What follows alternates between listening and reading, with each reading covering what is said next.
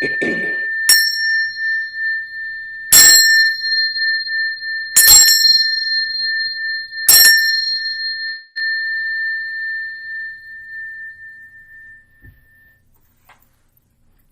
Rising, everyone that is here this morning.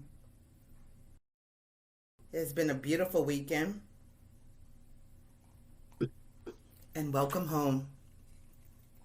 There is in this place, oh, wait a minute. There is in this place the possibility of healing, of repair, of making things right within ourselves, between us and the wider world. We gather around this light of hope as we share this time together. Amen, Ashe, and may it be so.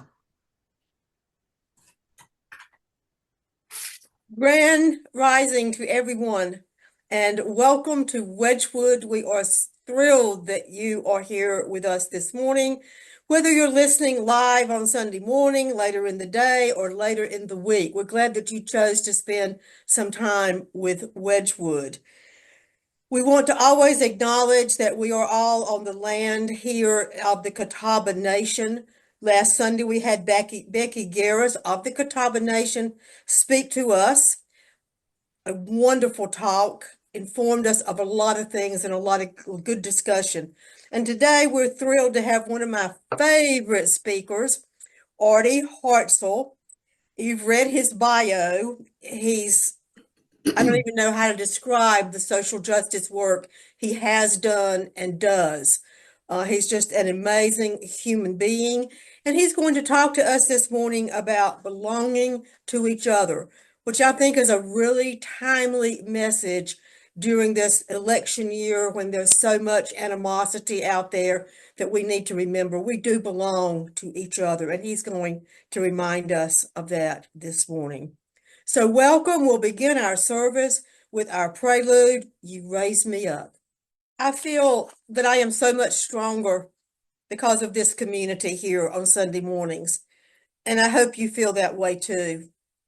Every Sunday morning, I feel like this strengthens me to stand on those stormy seas. And we have a few announcements this morning, a lot going on at Wedgewood. Liz? Yes, we do. Thank you, Melva. Next Sunday, October 27th, instead of us meeting here on Zoom, we have our next service project. We will be partnering with the University Soup Kitchen at 700 North Tryon. That's right in front of, I believe, the old Hal Marshall building is across the street, and then you have the VAPA Center. It's kind of in that area. If any of you participated in the Pride Parade in August, it's actually right where we mustered right in front of the VAPA Center. So you can't miss it. You'll see all the tables and tents. We'll be there from 1 to 3 p.m. We're going to have lunch afterwards. But yeah, every so often we try to, meet in person and have some service projects. And this is the upcoming one. And we hope to see everyone there. And if you can't make it to this one, we hope to see you at the next one.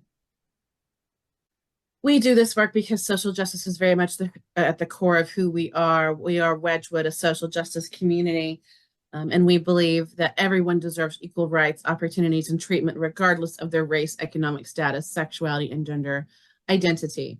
And we do a number of things throughout the community and throughout the year to support that work, including partnering with other organizations in town. One of our biggest partners is MECMIN, the Mecklenburg Metropolitan Interfaith Network. They do great interfaith work in the community, and they'll share stuff with us, and we share stuff with them. There is an outreach opportunity happening. The Crisis Cleanup Hotline, post Helene, has received 50,000 calls reporting to various cleanup needs, and the hotline is going to remain open for at least for the next few days for Helene, but also anybody affected by Milton.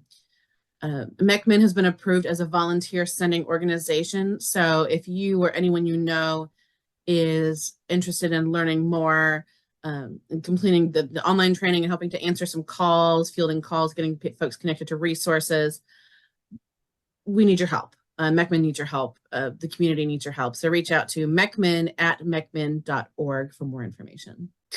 And our annual bazaar is back, I believe, for the third year in a row. This time it's Sunday, December 1st. We always do it the first Sunday in December. It's going to be at Refugee Support Services again this year. Same location as last year and the same organization we've always supported with this event. We need volunteers and we need vendors. So mark your calendars. We're going to be posting more information as we get closer, but we need your help. We need vendors. We need help spreading the word because it's for such a good cause. We do not charge fees for folks to vendor, and we encourage vendors, if they are not members of the refugee or immigrant community, to donate a portion of their sales. But if vendors are from the refugee or immigrant community, they keep 100% of the profits. We do not charge a dime. So mark your calendars, and we hope to see you all there. And this coming Thursday, October 24th, is the next session for our Social Justice Book Club at 7 p.m. on Zoom. Please read through chapter 32, but you don't actually have to be reading it. If you want to join us, you're also welcome to just listen in on the discussion and participate. The Zoom link is available on our website. It's also on all of our social media pages and in our newsletter. And vote, I believe the deadline's coming up soon to vote. Vote for Wedgewood for the Best in the Nest Awards. We have been nominated for 3 categories: Best Church, Best Free Event, and Best Virtual Events. Please help us shine by casting your vote. The link is, I believe it's on our website. I know it's definitely in our newsletter and all of our social media pages, but this is great visibility for us. So if you are able to vote and feel so moved to vote, we'd really appreciate it. And membership, if you feel so moved to join Wedgewood, we'd love to have you. We have a lot of exciting things happening in the life of this community. And if you are interested, it's just a quick form where you can collect information. We don't make you take a class or anything or take a training. Just show up as you are. But if you're interested in joining us, please reach out and we'll get you squared away. And connect with us. We are on a variety of social media pages. We have a website, we have a newsletter. You can also email us or call us. And we are here to help. Wedgewood has 4 staff: Melba, myself, Ashanti, and Ryan. Whatever you need, we are here to help. And if you feel so moved and believe in the work that we do and want to support us, we'd really appreciate it. We are small, but we are mighty, and we need your help to do the work that we do. So if you feel so moved to donate, we would also really appreciate it. Thank you very much. Thank you, Liz. A lot of great things going on at Wedgewood, and be sure that you are receiving our newsletter. And if you're not, let us know. You can put it in the chat box, or you can message one of us, but we'll get you on that list because there's so much more going on than we're able to share in a short time on Sunday morning. So be sure that you are receiving our newsletter. And now, in the tradition of Wedgewood, Thomas Hanson will lead us in our extravagant welcome. We are all welcome here. Welcome to a church that works for peace, justice, equality, and the care of Mother Earth. We are all welcome here. An extravagant welcome to you because of your gender identification, sexual orientation, ethnicity, economic situation, physical and mental challenges, doubting or believing, being depressed or full of joy. We are all welcome here. We are a community of curious and creative spiritual seekers, striving to learn and embody the way of servant leadership. We are all welcome here. We focus on the plundered and the marginalized as we try to address the major issues of our day. We are all welcome here. One of the ways we seek to heal the world and ourselves is through sharing parts of our personal story. We are all welcome here. Thank you. Yes, everyone is welcome here, and Wedgewood is one of those places that sincerely means it. Celebrations and concerns this morning. I've not received anything this week. And what we have in our newsletter is so important to remember. If you have things that you want us to remember on concerns and celebrations, email the church and let us know, or you can put it in the chat and we'll be sure to mention it on Sunday morning and also in our newsletter. But we want to remember all the communities who are facing discrimination, homophobia, genocide in Palestine, Islamophobia, anti-Semitism, as we learned last week, the indigenous communities. So much upheaval, so much hate, and we want to lift these communities up in love. We also want to remember this country as we all go to vote and encourage people to vote, call people, elderly people, make sure that they have a way to get to the polls or they know how to do the mail-in.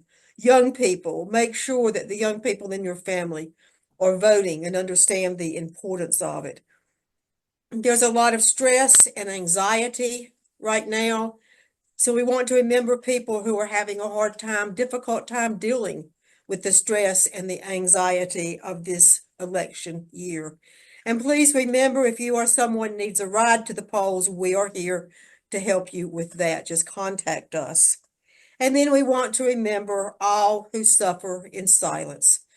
So much depression, anxiety, worries, and people suffer alone, and we want to lift them up as well. So now, in the spirit of Wedgewood, we'll have a moment of silence for you to use as prayer, meditation, just a moment to relax and relieve the stress from your body, a time to self-reflect on how we can all be better humans to each other on this planet.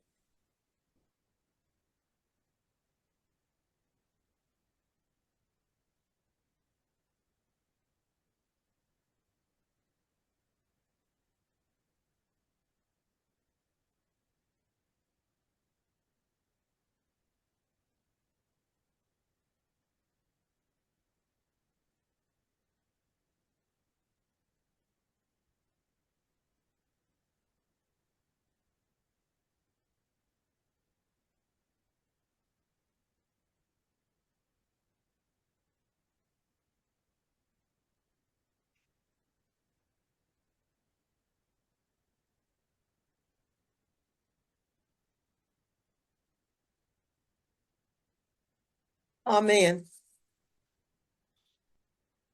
And now we come to our words of wisdom. Laura could not be here this morning, so I'll share those words with you. They come from Mother Teresa. If you have no peace, it is because we have forgotten that we belong to each other. Let me read that again. Mother Teresa. If we have no peace, it is because we have forgotten that we belong to each other. And now it is my privilege to turn the service over for a while to a dear, dear friend that I absolutely love and adore, and I just love hearing you speak. You always inspire me. My dear friend, and several of us are friends with Artie. He's a good friend to Wedgewood. Artie Hartsell. Thanks so much, y'all. It's so good to be back. Thanks for having me. Good morning. It says I have an unstable internet. So if it gets unstable, put that in the chat and I'll just turn my camera off. But I'm just so grateful to be back here. It feels like a different era when Melba and I talked last about me joining you again. I'm really glad that I chose the topic I did, belonging to one another, and that Mother Teresa quote is perfect. Because that truth has really solidified for me even stronger in the last few weeks. So I'm going to jump around a little today, but I think if we can hold on through the ride, it will come together. Western North Carolina has always been really special to me, like it is for a lot of people. So even people who haven't lived in that region often have deep connections to it. I was fortunate to split my time in Brevard in 2008, and I lived in Haywood County from 2019 to 2023. In 2021, Tropical Storm Fred caused catastrophic flooding in part of Haywood County. I was finishing a work meeting and got a text from a friend that read, "Does anyone have a boat?" Because two of our friends had climbed to a top bunk in their home with their cats and they needed rescuing. It was 20 minutes after that I got the flash flooding warning alert on my phone. Thankfully, those friends were rescued and are thriving now. And everyone in the community jumped into recovery mode. We had friends operating a supply hub from a church. I helped clean, sort, and identify photographs that were found during cleanup. And from day one, when it started and we jumped into recovery, I developed a guide that people could use to give or get support. Due to its topography, all the mountains in the region, most of Western North Carolina is part of what's known as the Appalachian Temperate Rainforest. There's a scientific process where masses of air get lifted over mountains and create more rain. Transylvania County sees more rain each year than anywhere else in on the eastern side of the United States. And on Friday, September 27th, the ground was already saturated from consistent rainfall during the week. So when Hurricane Helene dumped 40 trillion gallons of water, which was 31 inches of rain in some places on Western North Carolina, it had nowhere to go. The rivers and the tributaries overflowed quickly. There were rumors and even news stations were sharing that the dams were giving out and they were at a stage of imminent failure. Thankfully, they held strong, but water rose over and around them. I woke up in my Durham apartment on Saturday, September 28th, to news of catastrophic damage that we could not have imagined. Communications were down, but my friends managed to check in, even if it meant walking miles to get a bar of service. The same friends that survived and worked recovery in Haywood in 2021 were back at it. I knew how I could help, so I started to put together a guide that had all the information I knew as it was coming in, and I intended to keep it updated. I worked all weekend, and when I started, I could not have known how widespread and horrific the devastation would turn out to be, or how dispersed all of the aid would be coming in and being needed. I had to go back to work on Monday, but this coordination had to continue amidst all the chaos and misinformation about what was happening in the region. At any given time, there were 30 to 70 people accessing the guide. I put out a call, and today we have 65 people from across the country working on guide content, trauma support, and partner coordination for long-term recovery with a plan of staying in operation for 5 to 10 years. When I started the guide for Western North Carolina about how to give and get aid, I was asked a few times why I didn't provide separate documents for each. And the truth is this: it is often the people who need help who are giving help. Sometimes they don't even accept help when it's offered because they are ashamed. We have people drop by and bring food who live in areas that have been decimated, but maybe they see something that they need and they ask for permission to take. When we use a mutual aid model, we understand that people will offer what they can and take what they need without conditions, the giving and the receiving. When I was growing up, my grandmother was the executive director of the Baptist Sharing House in Cabarrus County. My grandfather was a volunteer who was there every day and managed other volunteers and the grocery pantry aspect. My grandmother managed the clothes and intake. I spent many days in the summers there sorting and folding clothes, playing with kids of parents who brought them in. And it wasn't until later that I learned that my own family had also needed help at the Baptist Sharing House for some time. We gave and we received, but shame meant my parents kept our need a secret. As a consultant, I work with organizations and churches on LGBTQ plus inclusion and belonging. And I must admit that there have been times in my life where I didn't think I belonged or when I felt like I was out of place. Sometimes it was because of my LGBTQ identity, and sometimes it wasn't. A few years ago, I felt so desperate that I binge listened to all of Brene Brown's books because she was the most readily accessible author on the topic. Of course, she said things I already knew. We don't have to work to belong, because we already do belong. Oftentimes, when I speak to churches or other organizations about inclusion, it feels like I'm asking those communities to do a favor, to let LGBTQ people belong to them, let them be part of the larger body. Growing up in a moderate Baptist tradition, we made the decision to be baptized when we were able to make that decision for ourselves. Of course, it was a statement of faith, but it was also a public commitment to be part of a church family. And when a person is baptized, the church members also promise to be that person's church family. It's a mutual agreement. And when LGBTQ people join a community, the community shouldn't feel like they're doing a charity. Instead, the feeling I want people to walk away with from deciding to be open and inclusive is one where they feel like they're being given a gift because they have made a space where people feel safe and included. They get to also receive the gift of those people's presence, love, and talents. LGBTQ people and the people of those communities are not separate. They now belong to one another in mutual relationship. I think you all know that we're all connected. I don't think that's new information. Even sitting here today, like I hear that from everything y'all are saying.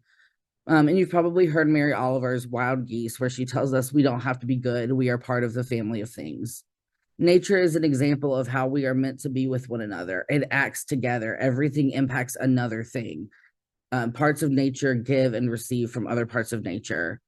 In Western capitalism, we are often put in manufactured competition, with individual success being supreme achievement. We are taught and forced to live in the lie of scarcity because of inequitable distribution of resources.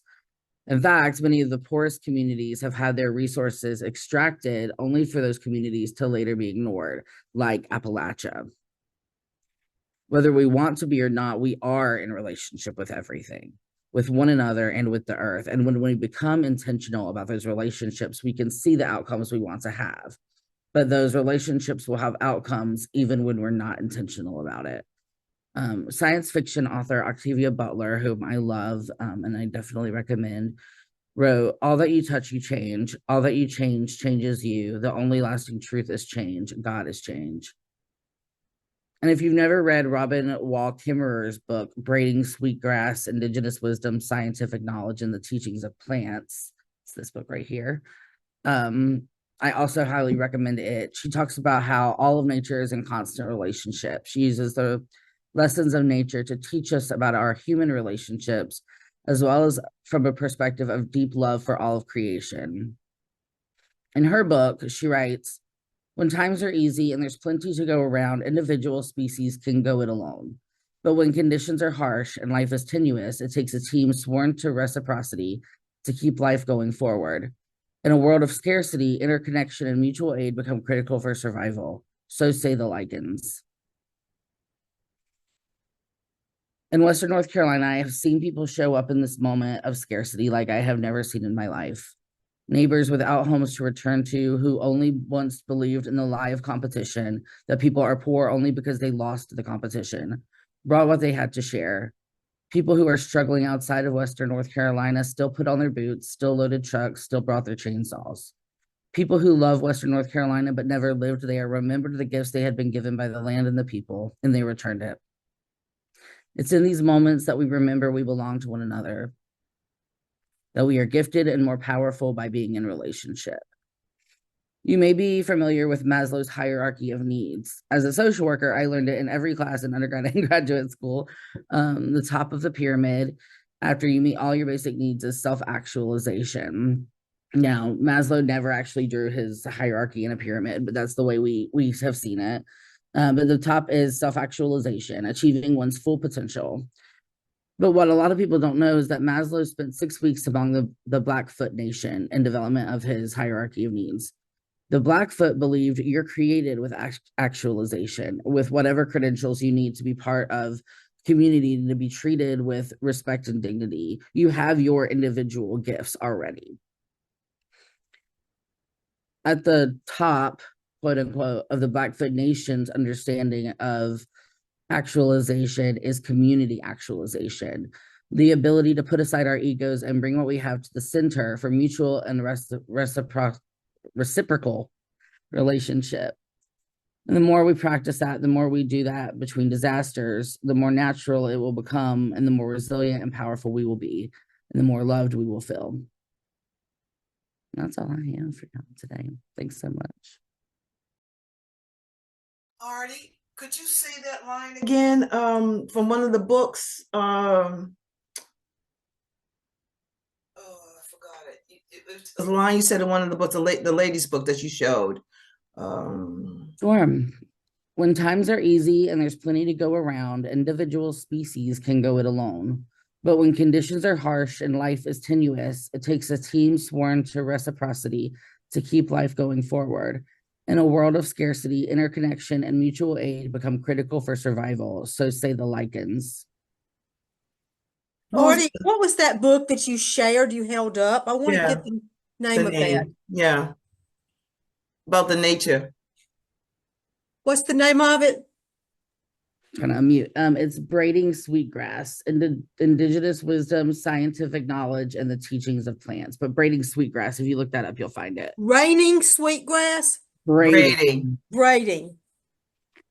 And Artie, did you have a quote from that book? Yeah, I read it, but I realized I was on mute. When times are easy and there's plenty to go around, individual species can go it alone. But when conditions are harsh and life is tenuous, it takes a team sworn to reciprocity to keep life going forward. In a world of scarcity, interconnection and mutual aid become critical for survival. So say the lichens.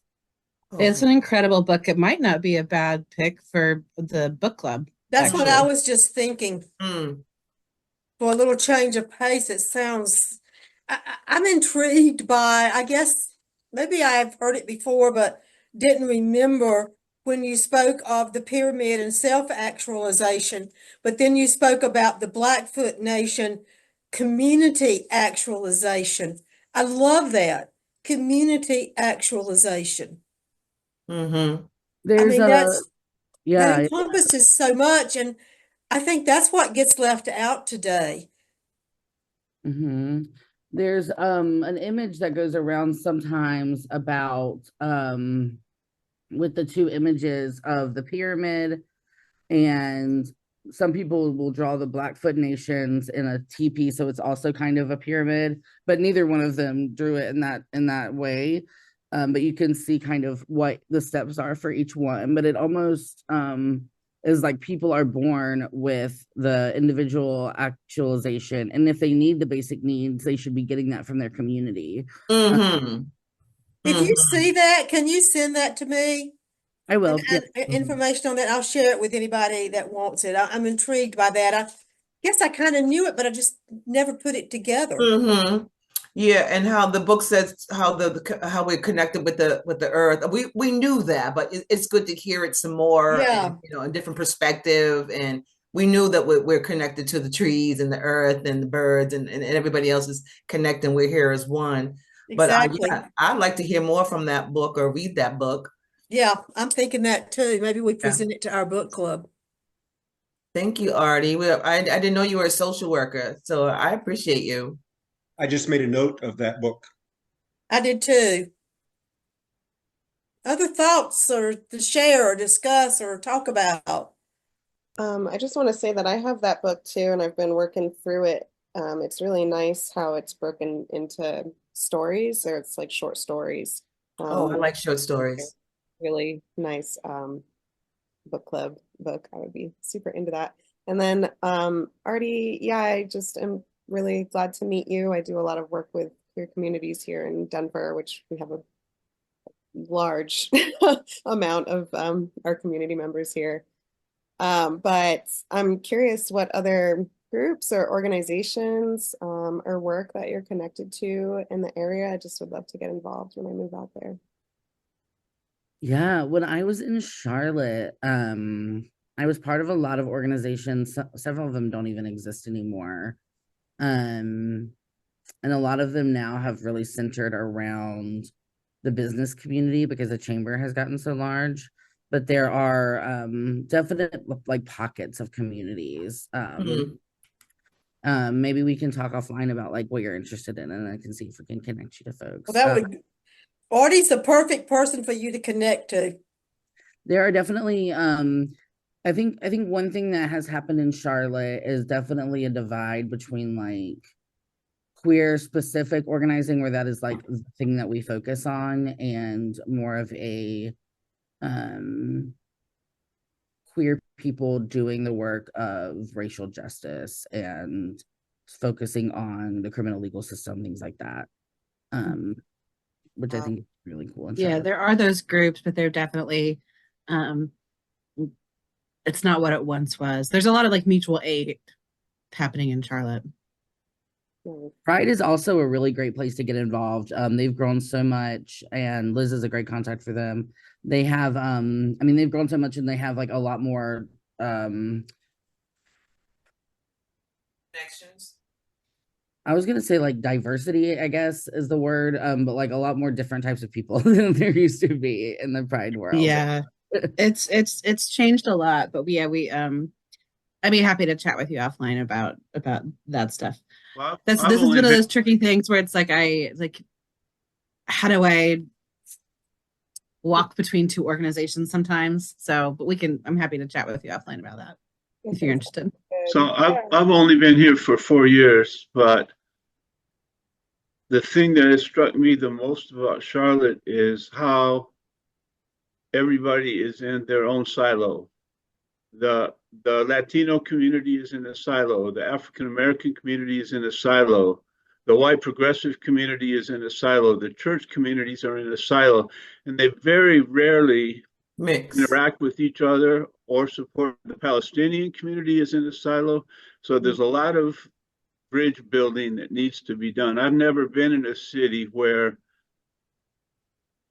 people were so strong on identity politics and so weak on common social justice issues. So Kenya, welcome. There's a lot of work to do. Thank Yes. you. Well, I think that's really nice to know that the queer communities or populations are focusing on a lot of racial justice. It's something that I see sometimes lacking in some of the organizing here in Denver, where there's not these things talked about, where, you know, even within queer community, like there's still these issues of racism and other things. So that's neat. I'm excited. Thank you again. And this may be a topic for another time because this is a big topic. It's something that Tom and I talked about, and actually we have a speaker coming. Help me remember the name, Tom. Jordan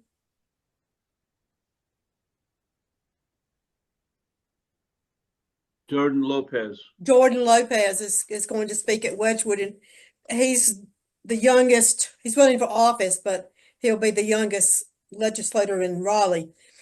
How do we get young people, and if you want to come back and talk on this, just say another Sunday.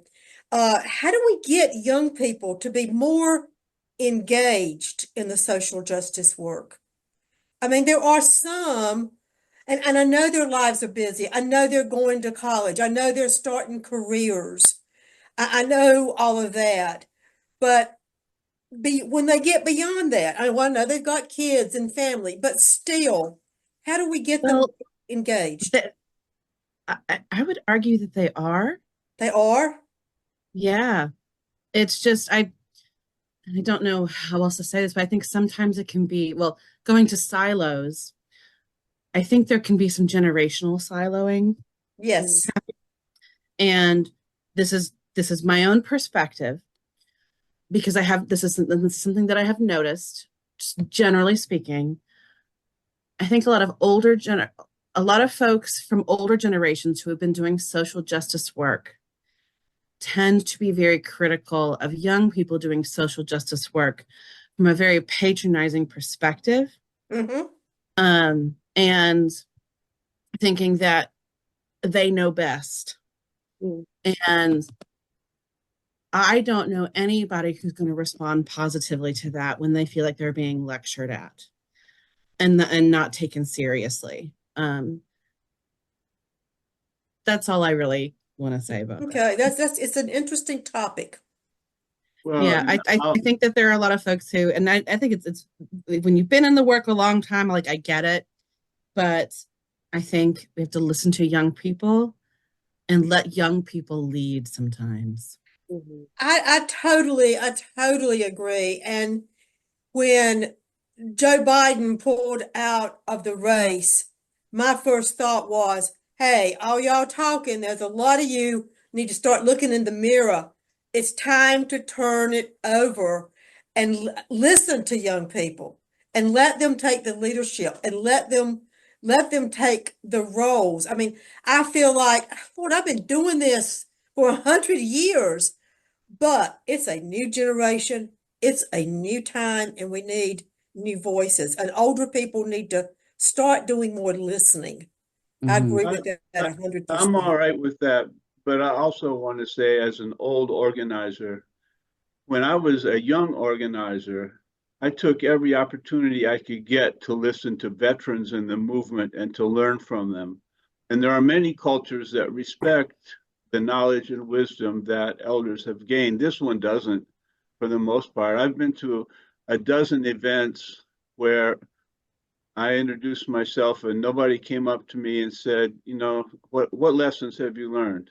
Or what do you know? What do you know that could help us be successful? Nobody ever says that. They sort of look at me as like, you know, an old burned out man that is kind of hanging around on the fringes and might have some money to contribute. Mhm. I think Artie had their hand raised. I think Artie wanted to say something. Thanks, y'all. I think that there's a couple things to this. I've been organizing since high school. I'm 36 now.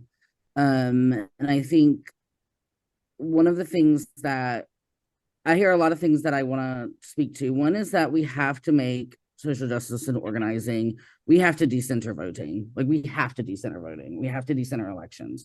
We have to start with community and let elections be a tool, a piece of what we're doing to get our community vision in practice. And a lot of times I see conversations about youth and youth involvement happen at election time and complain about youth involvement.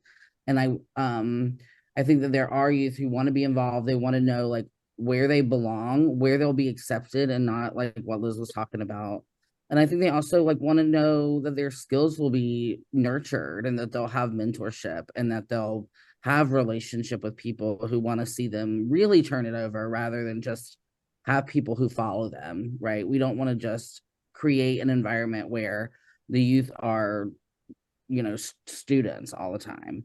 And I think one thing that we mess up sometimes is that we expect youth to come to us without offering anything. And I think this is true in organizing in general, is, when I want my community of volunteers to do something, they might come out, but it's because I have spent time with them, nurtured their leadership, offered, like, I'm not just training them to do a phone bank. I'm training them on how to do advocacy for anything that they want, like, and how to put together campaigns so that they're not only reliant on whatever tactic we're doing at that moment, that they're able to like apply all those skills. And I think there's opportunities to partner with all of the different groups that are run by young people, and there are plenty in Charlotte, and talk about offering history of organizing in different places and like the ways that work. I've seen those like panels offered. I went to one that was part of the Poor People's Movement, and it was like people from SNCC talking about like how they did labor organizing and how that became a really big key in anti-racist organizing.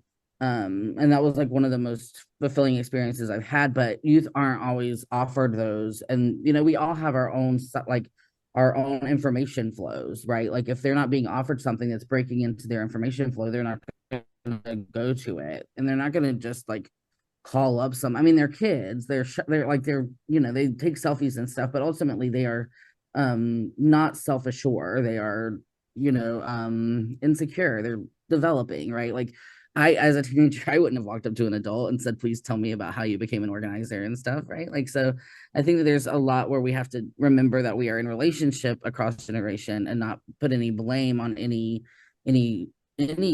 generation, right? I love that, Artie. Interesting thoughts. We yeah, it just, this whole conversation makes me reflect on teachings I've gained from my Indigenous brothers and sisters and siblings about honoring the 7 generations before us and ahead of us. And so, and that whole part of just being in relationship in general, I think is a huge, huge piece that is often missing, especially with the way we have technology these days. It's a different form of relating that young people are growing up with, and and older folks don't understand, and so it can make it really hard, I think. So yeah, I think it's like takes work on all ends to, we just like to be more creative of like how we can relate with these big differences, and especially, yeah, these forms of technology that we're growing up with. I take it on my plate as someone who I feel like I'm in the middle as a millennial. And I'm like, I remember the days before we had, when I got my first computer in our house, and we still, we didn't really have like phone access the way we do. And like being young enough to understand and relate to how these young people, I have a 15-year-old daughter, and the way they're growing up with this technology. So my 2 thoughts. Yeah. Well, thank you so much. And this conversation will be continued on another day. And Artie, I'm going to be reaching out to you. We would love to have you at Wedgewood. So start thinking about what you want to talk about next, what your next message to us will be, because you can count on me reaching out to you for the year so that you can come back and share more with us. And Ashanti, would you introduce our musical guest this morning as we close it out? Yes, I'm excited to introduce her. I hope she, enjoyed our time here with our discussion of our social justice work that we do. And thank you so much for coming and accepting the invitation. I met Arsena by, I'm always doing my music thing, and I meet people, doing my music thing, and I always gravitate toward them and want to connect more, because again, we all are one, and we are all connected. And through music, you can really connect to the soul. The name of her company is called Dear Soul Music. And I met her during one of her Dear Soul music presentation. And what she does is she goes throughout the communities and has different presentations where artists can come and share their work, whether it be original work or cover work. And, it's a free space, and it's a safe space, and people come in and it's free. They don't have to pay. They just come, and it's a wonderful experience. She had 2 of them this summer that I went to. That was down at the North End, which is a great place. If anyone has not been to the North End area, it's very family oriented, it's casual, it's great. So she has this space where we all came, we had music, we had sound, and it's filmed, and we presented our music, and I was able to present my music, and they really loved it. I was really pleased that they loved it. And so that's where I met her. And she's a singer, she's an artist, she's an independent artist, she's a writer, she plays the piano, she plays the guitar, she has community events and teachings, guitar presentations, classes, and so much more. So please, please, please, you guys, put your hands together for Miss Arsena Todd, the one and only. And she'll explain what she's going to sing. I think she's going to do original too. I'll let her take it from here.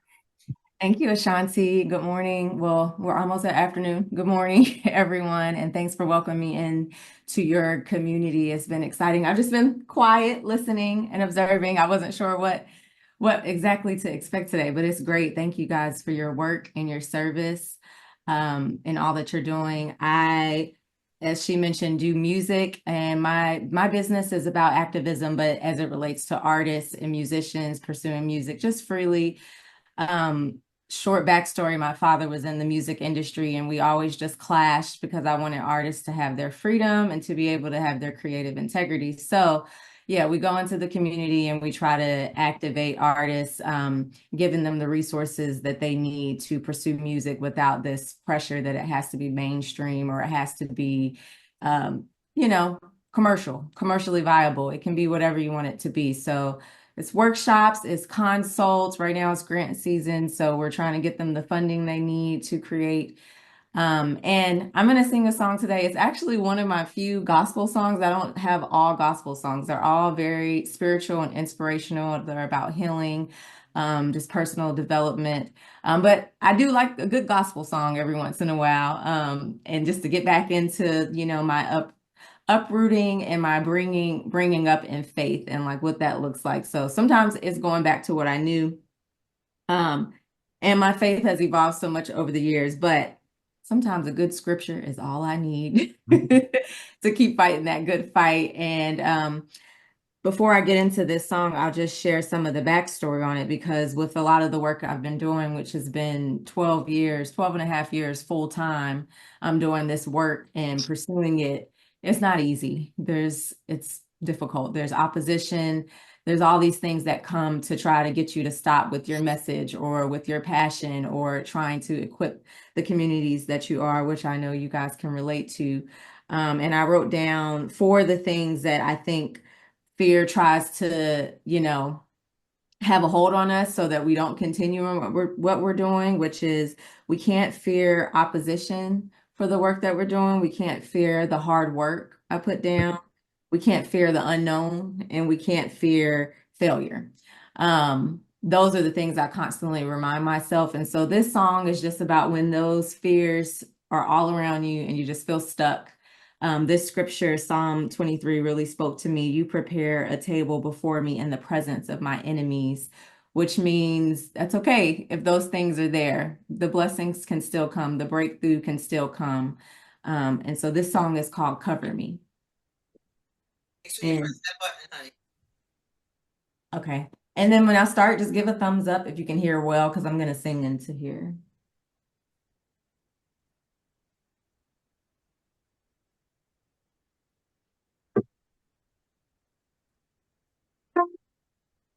Make sure you click the button at the top, the original sound for musician.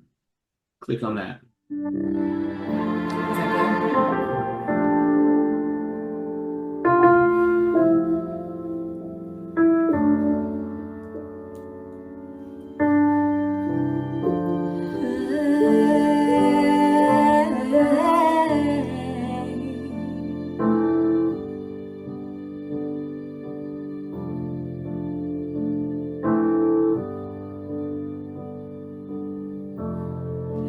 Enemies wanna see me fall. Some days I can't take the pressure, because I opened up my heart and they think it makes me weak, and it makes it hard not to start questioning everything. Should I tone it down a little? Should I stop being who I am? Because my heart is fragile, and they know it, but they keep on digging. Oh, shower me, cover me, protect me from my enemies. Shower me, protect me, because I don't think I can take any more,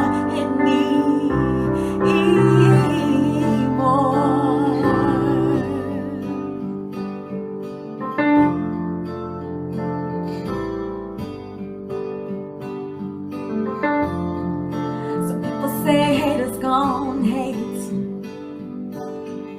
but I've been thrown off by the way they masquerade. It never crossed my mind that I could fly, but the crabs in the barrel, they want my spirit to die. Should I tone it down a little?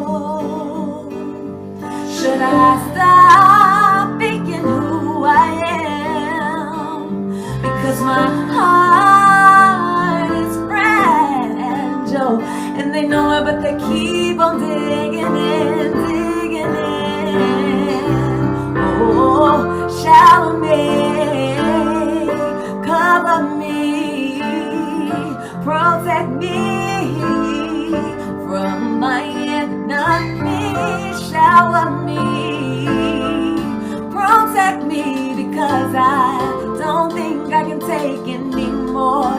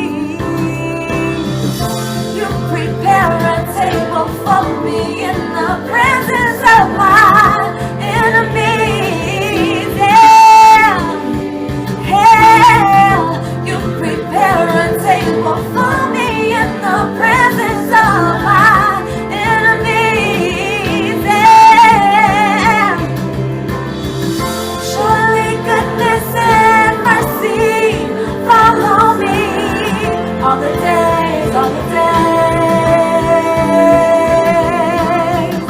Surely goodness and mercy follow me all the days, all the days.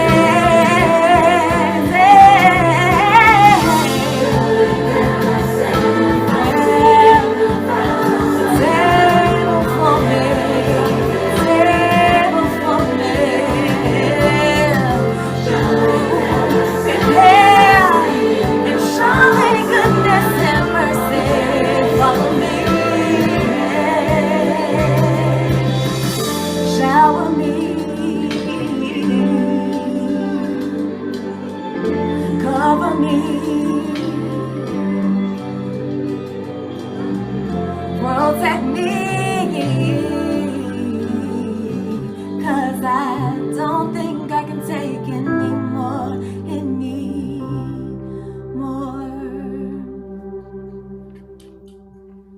Beautiful, and a beautiful message. Thank We you. hope that Ashanti will get you to come back again sometime. That was absolutely Oh, you got me tearing up over here. beautiful.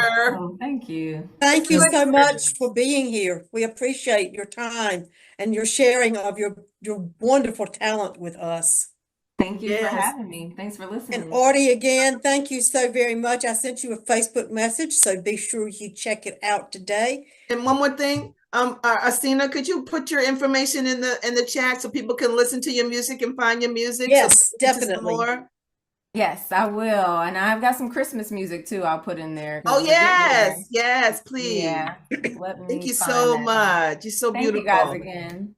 Oh, what a beautiful voice. Thank you. Yes, I appreciate you. We appreciate you. And thank you for everyone for being here today. And we hope we see you all back next Sunday. Artie, you don't have to be a speaker to come to Wedgewood. That's right. And join us volunteering And you next don't Sunday. have to sing to come to Wedgewood.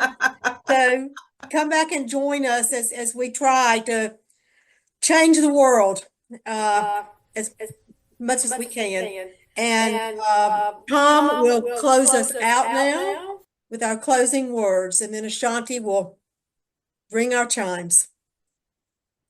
We end our gathering with gratitude for camaraderie, shared wisdom, goodwill, and support that we extend to each other, knowing that we belong to one another in this shared community.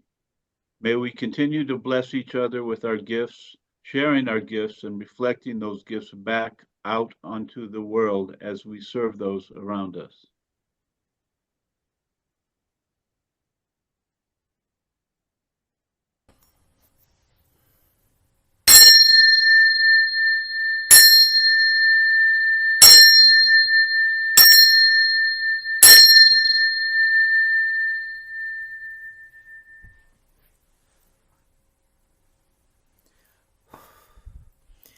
We extinguish this flame, but we keep the light in our hearts with this message of love and justice, taking it outside of these walls into the world in which we live in.